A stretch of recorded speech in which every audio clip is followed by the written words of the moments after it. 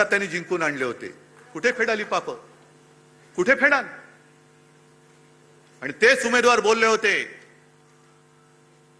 की खंडोजी खोपडे नाव तर तुम्ही काय म्हणता, सूर्याजी पिसाळ नाव म्हटल्यानंतर तुम्ही घेतल्यानंतर तुम्ही काय म्हणता? मग 400 वर्ष झाली तरी त्यांच्या कपाळावरचा गद्दारीचा शिक्का पुसला नाही. यांना किती वर्ष लागतील यांच्या कपाळावरचा शिक्का पुसायला? हे ज्यांनी विचारलं त्यालाच विचारा आता, तू काय म्हणतोय?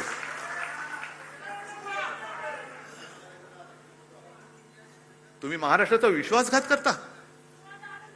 अरे त्यावेळेला आपल्या महाराष्ट्राने तो त्यांचा अश्वमेध अडवला होता. हा पराक्रम महाराष्ट्राने केलेला आहे. त्याही वेळेला काँग्रेस सोबत होतीच ना. काँग्रेसच्या नेत्यांच्या सभा तुम्हाला हव्या होत्याच ना.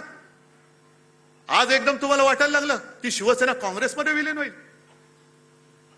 शिवसेना विलीन होण्यासाठी आलेली नाहीये, तर शिवसेना ही मराठी माणसाच्या आणि हिंदुत्वाच्या रक्षणासाठी आणि न्याय हक्काच्या लढ्यासाठी जन्माला आलेली आहे. आणि मग काँग्रेसचा विषय काढलाच आहात तर तेही तुम्हाला सांगतो, काँग्रेसने सुद्धा आपल्याला छळलंच नाही म्हणतच नाही मी. आपलं अर्ध्याहून अधिक आयुष्य हे काँग्रेस बरोबरच्या दुश्मनीमध्ये, राजकीय वैरामध्ये गेलेलं आहे. अगदी टोकाचं वैर, अगदी काय तिखट टीका आपण केलेली आहे. आणि टीका कोणासाठी केली? भाजप सोबत होता आपल्या म्हणून, भाजपसाठी म्हणून. काही वेळेला त्यांचे वार शिवसेना प्रमुखांनी त्यांच्या अंगावरती घेतलेले आहेत. बाबरी पाडल्यानंतर हे सगळे भाजपवाले पळून गेले होते पाय लावून पार्श्वभागाला, तेव्हा शिवसेना प्रमुख फक्त उभे राहिले होते. कोणासाठी उभे राहिले होते? कोणावरचं संकट त्याने आपल्यावर घेतलं होतं? या सगळ्या गोष्टी तुम्ही विसरून गेलात. अगदी बाबरी पाडल्यानंतर सुद्धा आरोपी नंबर 1 का 2 हे आपले हिंदू हृदय सम्राट होते. मला वाटतं 1 नंबर अडवाणी, 2 नंबर शिवसेना प्रमुख. लखनौ कोर्टात पण जावं लागलं होतं. सीबीआयची चौकशी झाली, पण बाळासाहेबांनी त्यांनी सीबीआयने तिकडे नाही बोलवलं. सीबीआयचे अधिकारी व्यवस्थित येऊन आदबीने शिवसेना प्रमुखांना विचारून गेले होते. काँग्रेसने सुद्धा आपली माणसं फोडली. काही माणसं आपण काढून टाकली होती ती त्यांनी घेतली. पण कधीही काँग्रेसने त्याच्यापैकी कोणालाही मुख्यमंत्री केला नव्हता.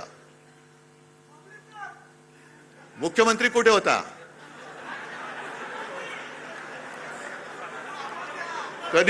कधी काँग्रेसने आपल्याला छळलं असं छळलेलं नव्हतं. कधीही काँग्रेसने मातोश्रीवरती डोळे असे हावरटासारखे उगारून बघितलेले नव्हते.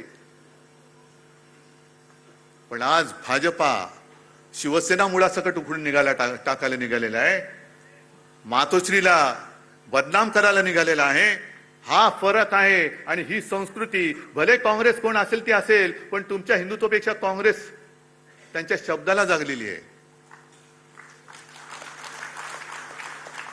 ज्या मातोश्रीने, ज्या बाळासाहेबांनी, कोण तुम्ही असाल, तडीपार होतात. कशासाठी तडीपार झाला माहिती नाही. आपला वाचो याला. तुम्ही काय केलंय? काही का असे नाही, असू दे त्याला, बसू दे त्याला. हे सगळं बाळासाहेबांनी सोसलं, भोगलं. त्याची फळं तुम्ही आम्हाला दाखवताय. राजकारण हे एवढं गढूळ कधीच झालेलं नव्हतं. खरं म्हणजे राजकारणामध्ये 2 माणसं इकडे तिकडे गेली, 4 माणसं, हे ठीक आहे. पण पक्ष तुम्ही संपवायला निघालेला आहात. ज्या पक्षाने तुमचं बोट धरलं नसतं, तर तुम्हाला कोणी ओळखलं नसतं. तुम्ही तिथेच त्याच वेळेला गाडले गेला असतात. त्यांना तुम्ही आज संपवायला निघालात.